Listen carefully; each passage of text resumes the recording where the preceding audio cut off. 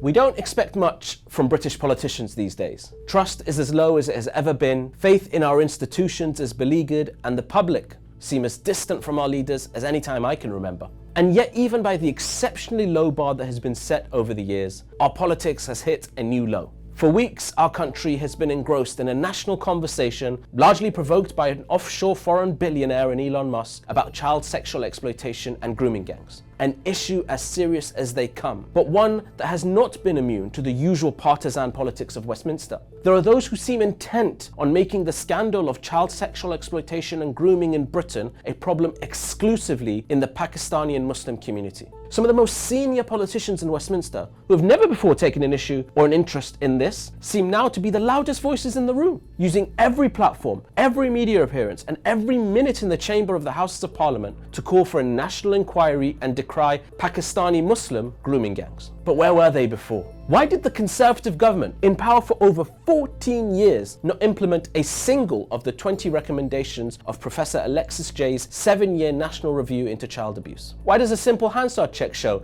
that Conservative Party leader Kemi Badenoch and Robert Jenrick did not use the time that they had in Parliament over the years to raise this issue before this month? Why did it take Kemi Badenoch so long to meet with the survivors of grooming gangs and hear firsthand from them the changes that need to be made? We know why. Because this conversation in Westminster has nothing to do with the actual victims or the crimes. This is politics of the most disgusting kind. We have a wave of bad faith actors from across the political spectrum using the very real crimes committed, most often against young women and girls, as a platform to launch their political careers and become the new darlings of the far right. The truth is that the assertion that this is somehow an exclusively Pakistani and/or Muslim problem simply does not hold up to scrutiny. Figures from the police database have shown that where ethnicity is recorded, 85% of group-based child abusers were actually white. The National Police Chiefs' Council have themselves said that it is wrong to say group-based child abuse is predominantly committed by Pakistani Muslim men.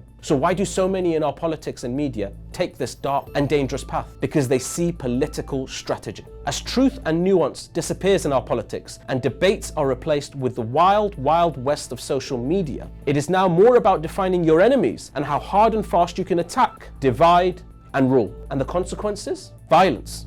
Real violence. This summer's riots in Britain saw unprecedented levels of violence targeted largely at migrant and Muslim communities. Mosques attacked, migrant hotels targeted, and death threats sent and acted upon on entire communities. So as the leader of the opposition uses language like peasants and sub-communities, it is up to us to respond, to show her this form of politics will not win our country. I know many are fearful of Farage and the rise of reform. We've heard it from figures across all parties. But the answer is not to cower to them or allow them to define the narrative of Britain's past or future. That is only a recipe for division and further hate. It's also political suicide. You cannot out-Farage Farage. The answer is to challenge them head on. If they want to divide our communities, we will unite them. If they want to attack migrants and refugees, we will defend them. If they want to embrace the likes of Elon Musk, we will stand in their way.